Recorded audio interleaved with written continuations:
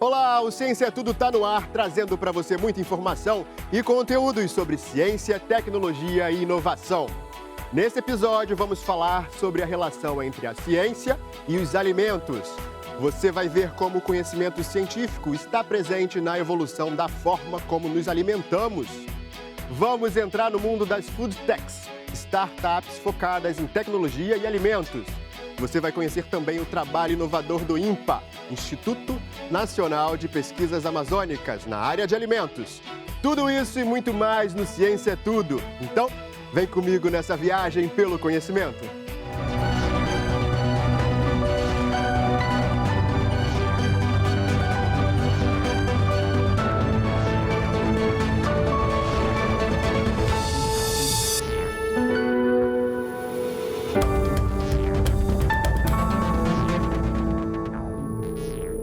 Você já deve ter ouvido a seguinte frase: nós somos o que comemos, não é mesmo?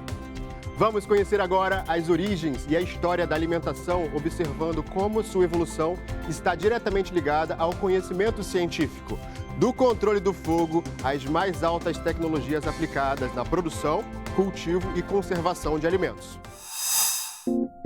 Arroz, feijão, carne e verduras. Além de altamente nutritivo, o típico prato brasileiro conta um pouco da história e da ciência dos alimentos. Isso porque, até que chegue à sua mesa, estes itens passaram por processos de produção, conservação e embalagem. Parece bem simples, né? Mas os processos tecnológicos que facilitam a nossa vida hoje remontam à pré-história. A partir de 40 mil anos antes de Cristo, o uso do fogo para o cozimento da caça mudou para sempre a forma de transformar a vida. De lá para cá, outras técnicas como a secagem ao ar livre e até mesmo o uso do sal para conservar as carnes garantiram a subsistência dos povos primitivos.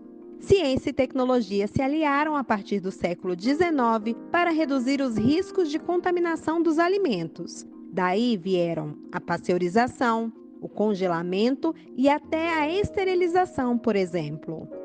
Hoje tem tecnologia de ponta, inclusive para garantir a qualidade do solo onde são plantados. O CIRIUS, Laboratório Nacional de Luz Síncrotron, ligado ao Centro Nacional de Pesquisa em Energia e Materiais, tem linhas de pesquisa nesta área. Uma delas estuda espécies como a soja e a cana-de-açúcar para monitorar com sensores os nutrientes destas plantas. Nas suas folhas você pode colocar sensores e medir o estresse hídrico, por exemplo, ou o estresse de algum excesso de algum nutriente.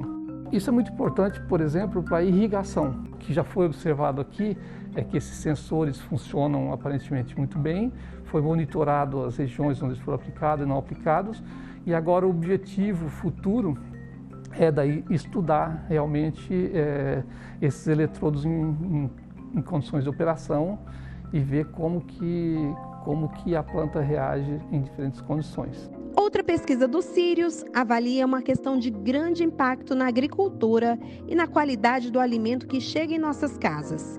É a quantidade de fósforo que é absorvida pelas plantas, já que em regiões tropicais pode haver déficit deste elemento na colheita. Esse é um problema muito sério da nossa agricultura e a gente sabe que a quantidade de fósforo no planeta é finita. Em algum momento a gente vai ter uma escassez de fertilizante, então a gente tem que procurar maneiras de melhor utilizar esses fertilizantes. Esse projeto envolve o uso de várias linhas de luz para o entendimento desses mecanismos de fixação do fósforo nos nossos solos tropicais. E se a palavra da vez é nutriente, um reflexo é como os alimentos assumem a sua função no corpo humano. Quando a gente fala nutrição funcional, a gente entende que é uma ciência que estuda os alimentos, os seus nutrientes e seus compostos ativos presentes nos alimentos. Por exemplo, os carotenoides, que são compostos que a gente encontra nos alimentos verdes alaranjados, como no mamão, na laranja ou na couve, os terpenoides presentes nos chás, nos temperos. É muito importante ter um olhar crítico em relação à qualidade do alimento que estamos consumindo. Mas existem outros aspectos igualmente importantes, por exemplo, como está a higiene do sono? eu acordo descansado? Eu acordo com energia suficiente para ir para o trabalho? Para brincar com meu filho?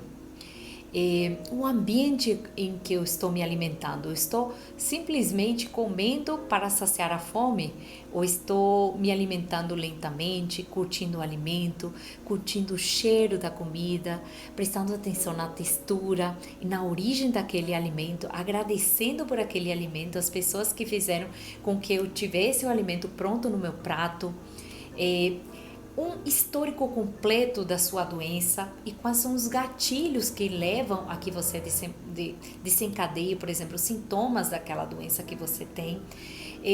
Então, muito mais do que pensar somente em alimentar seu corpo, é pensar em nutrir. Para quê? Para que a gente tenha as nossas células do nosso corpo bem nutrido para fazer as coisas, que a gente consiga fazer as coisas importantes em nossa vida. Então, a nutrição é muito mais do que estética. Nutrição é vida, nutrição é saúde, nutrição é cuidar de você para que você consiga, sim, cuidar das coisas importantes para você.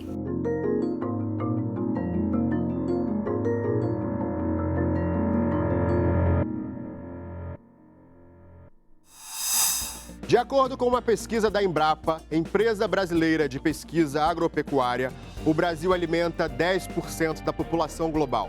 Mesmo assim, um relatório da ONU aponta que mais de 800 milhões de pessoas ainda passam fome no mundo. Vamos conferir agora como a ciência e a tecnologia podem contribuir para o futuro da alimentação. A ciência e a tecnologia estão constantemente transformando os processos de produção de alimentos. Pensando em criar um sistema alimentar global mais sustentável e inovador, em 2016 foi criado o The Good Food Institute, uma organização internacional sem fins lucrativos que promove alternativas baseadas em plantas e células para produtos de origem animal. Quando a gente pensa no que vai ser a alimentação do futuro, é um dilema super legal, né? Porque envolve uma certa dualidade. Então, por um lado, eu acho que a alimentação do futuro ela vai ser muito parecida com a alimentação do passado. Quando a gente fala em comida, quando a gente fala em alimento, é uma das coisas mais culturais que existem, né? A nossa comida é a receita que os nossos pais nos ensinaram, ela mostra de onde a gente veio no Brasil, de onde a gente veio no mundo, tem tudo a ver com a nossa cultura. E é também a nossa sociabilização. Então, quando eu vou me relacionar com os meus amigos, pensa num evento familiar, num momento qualquer que a gente teve com as pessoas que a gente ama, com certeza a gente estava em volta de comida. E é fato que as pessoas não querem mudar os seus hábitos e tradições alimentares. Então as pessoas têm aquelas receitas que elas amam e elas querem continuar comendo essas receitas. E aí entra um segundo fator então, que é a tecnologia. O objetivo das novas tecnologias de alimentos não é mudar as pessoas, convencer as pessoas a terem outros hábitos. O objetivo é mudar a tecnologia por trás daquilo que as pessoas comem. Então todo mundo vai poder comer aquela receita que já ama, ter a mesma sensação, ter a mesma experiência, mas essa comida vai ter sido feita com uma tecnologia diferente.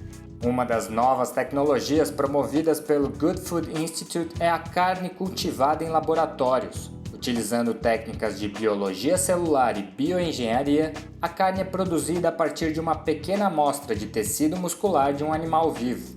A carne cultivada é um assunto muito maluco, assim, né? Quando eu falo disso, eu me sinto num filme de ficção científica, parece uma coisa que pode acontecer em 2300.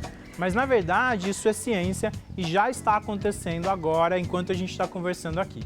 Carne cultivada é o conceito que é, se as pessoas gostam tanto de comer bife, gostam tanto de comer frango, gostam tanto de comer peixe, vamos fazer esses produtos através da reprodução celular. Eu vou literalmente tirar uma célula de um animal, fazer como se fosse uma biópsia, então tirar uma célula do tamanho de um grão de gergelim, alguma coisa bem pequena, e reproduzir essa célula dentro de um ambiente de fábrica, né? Hoje em dia dentro de um laboratório, mas aí quando a gente começa a produzir, vira uma fábrica. E aí para reproduzir essa célula, eu tenho que fazer alguns processos, né? Eu preciso alimentar essa célula através de um líquido que chama meio nutritivo. Então eu vou pegar uma célula, vou colocar no meio nutritivo e vou manter ela dentro de uma máquina que chama bioreator. O bioreator controla as condições de temperatura e pressão. A partir daí, o desafio que eu preciso fazer é como que eu oriento esse crescimento, né? Porque a carne que a gente come não é só carne moída. Quando eu vou olhar para uma picanha, por exemplo, ela é músculo com uma capinha de gordura. Então aí entra uma etapa final de um processo que é como se fosse um andaime nanocelular bem pequenininho, não dá para ver a olho nu, que esse andaime vai orientar o crescimento, as células vão grudar no lugar certo, vão colar no lugar certo e a gente vai orientar o crescimento e fazer um bife feito a partir de células. Essa tecnologia, né, vai permitir com que a gente consiga produzir carne num ciclo, primeiro, muito mais curto. Então a gente vai estar falando em 40 dias, alguma coisa nesse sentido para a produção dessa carne e usando muito menos recursos do meio ambiente. Chega a usar 95% menos recursos do meio ambiente. Além disso, essa carne, ela não corre o risco de contaminação por doenças, não corre o risco de ter uma salmonela, de ter uma doença da vaca louca, todas essas doenças que a gente sabe que as produções animais podem ter. Hoje, no mundo inteiro, tem mais do que 60 empresas que fazem esse tipo de tecnologia. Essas empresas, elas estão trabalhando, seja para fazer a carne mesmo, como produto final, ou então para fazer as etapas produtivas. Por exemplo, a máquina em que essa carne se desenvolve, que é o bioreator, o líquido que alimenta as células, que é o meio nutritivo. Então a gente tem várias indústrias nascendo a partir dessas novas tecnologias. Então olha que coisa louca, né? Parece uma coisa de ficção científica que não vai acontecer nunca, mas já tem empresa brasileira fazendo para trazer para o mercado brasileiro até 2024. Está batendo na porta, a gente vai ver, a gente vai viver esse momento em que o ser humano conseguiu fazer carne a partir de células. Olha que transformação mais surreal do nosso sistema de alimentação. A gente agora consegue fazer qualquer tipo de carne na escala que a gente quiser. Não só carne de boi, por exemplo, né? O GFI, por exemplo, tem uma parceria com o governo do estado do Amazonas. E lá ainda se consome muito carne de caça, apesar de ser ilegal. Então tem gente que come o peixe-boi, tem gente que come sopa de tartaruga, churrasco de arara. Agora eu posso, por exemplo, tirar uma célula do peixe-boi, fazer carne do peixe-boi sem matar nenhum animal e vender do Brasil para o mundo inteiro. Eu posso ir num bistrô da França, comer carne de peixe-boi, que era um animal que só existe na Amazônia brasileira, ameaçado de extinção, e sem machucar nenhum animal. Inclusive, talvez gerando royalties, né, gerando direitos dessas células que podem ser usados para salvar o animal de verdade. Então, quando a gente fala nessa disrupção do sistema de alimentos, é até maior do que como que a gente vai fazer carne. Mas pensa na quantidade de tipos de carnes que vão poder entrar no nosso cardápio.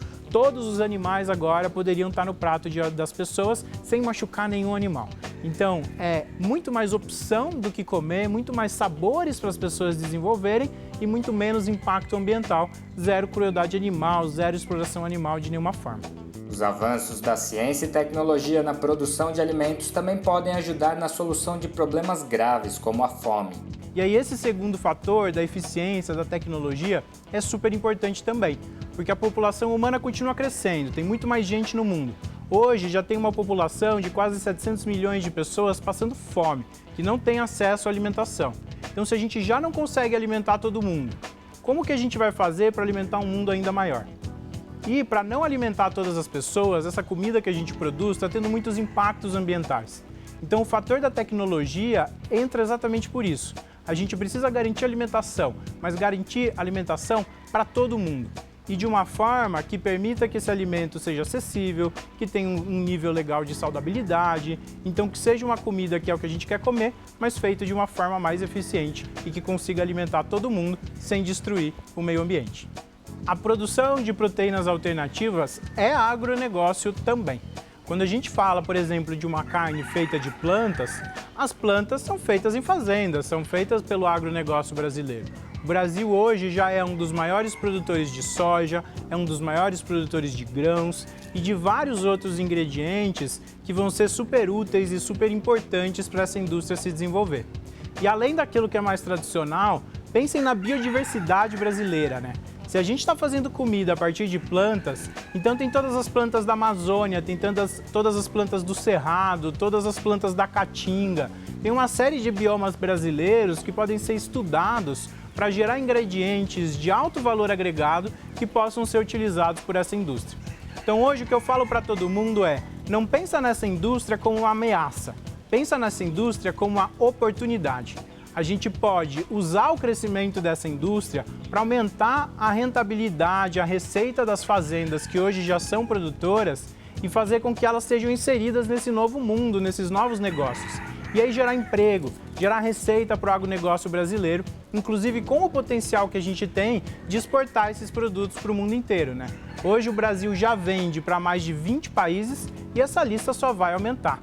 o Brasil tem todo o potencial de ser a maior potência do setor de proteínas alternativas do mundo. E isso é bom para o nosso agronegócio e para toda a sociedade brasileira.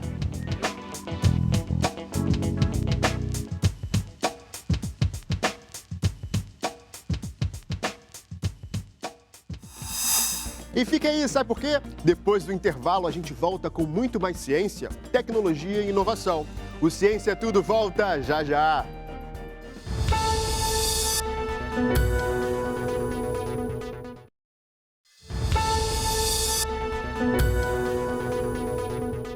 Estamos de volta com Ciência Tudo, a sua revista semanal sobre ciência, tecnologia e inovação.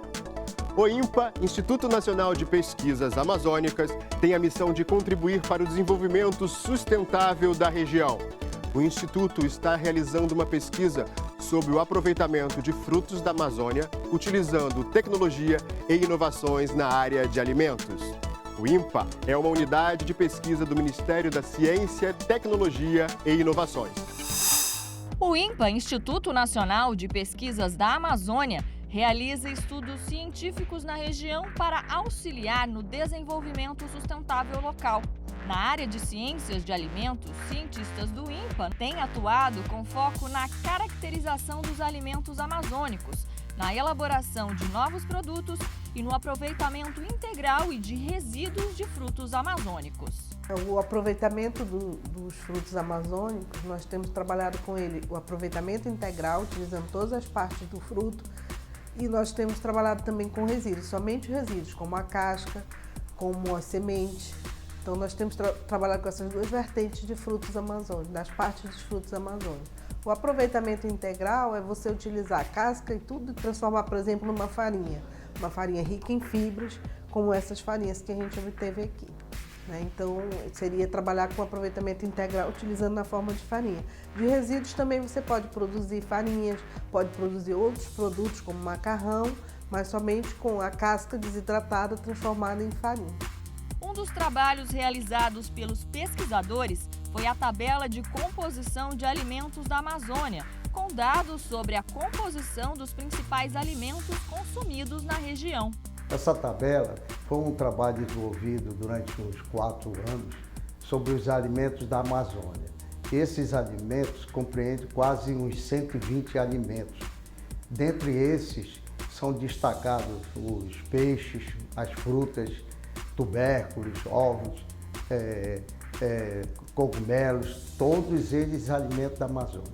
Então, o que tem de importância nessa tabela? Essa tabela é de grande importância, por exemplo, para os nutricionistas elaborar cardápios e cardápios de dietas, eles têm que utilizar a tabela de composição para saber os seus valores nutricionais, vamos dizer assim, como proteína, lipídio, minerais. Então, todos esses nutrientes existem na tabela de alimentos da Amazônia. O Grupo de Alimentos e Nutrição já tem mais de 40 anos de caminhada, e ao longo desses anos nós já estamos elaborando novos produtos e aproveitando esses frutos amazônicos. Então tem sido essencial a origem do trabalho, o início desse trabalho com a caracterização desses frutos amazônicos, até onde nós chegamos hoje em dia, que são novos produtos elaborados, com a parte de inovação tecnológica sendo um potencial, principalmente na parte de aproveitamento de resíduos, tornando esses produtos mais sustentáveis. E também a importância da tabela é para divulgar, no caso de fazer um novo tipo de alimento, a rotulagem dos alimentos. A rotulagem dos alimentos geralmente é prescrita na tabela de alimentos. E tendo os resultados, por exemplo, vamos dizer, de um fruto, tem que consultar a tabela para saber seu valor nutricional para adequar na rotulagem de alimentos. Os pesquisadores também trabalham com a elaboração de novos produtos a partir dos frutos amazônicos, como cereais matinais de açaí e pupunha, farinhas de buriti e mari e até mesmo um shake de camu-camu.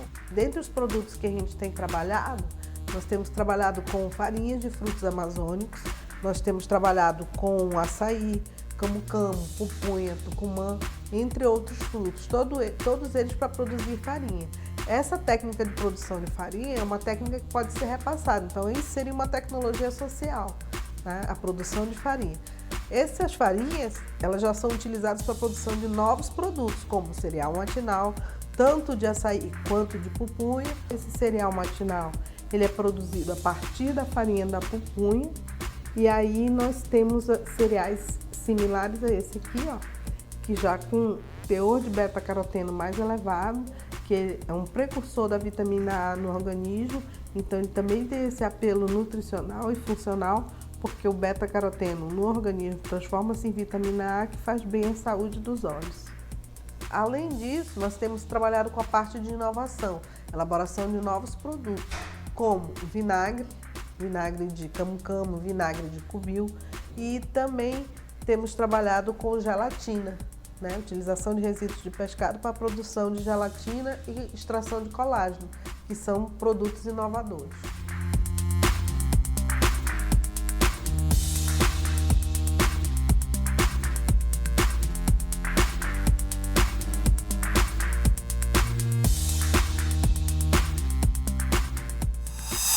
E o Ciência é Tudo está chegando ao fim, mas antes, vamos com o nosso tradicional giro de notícias da semana, trazendo as últimas novidades na área da ciência e tecnologia.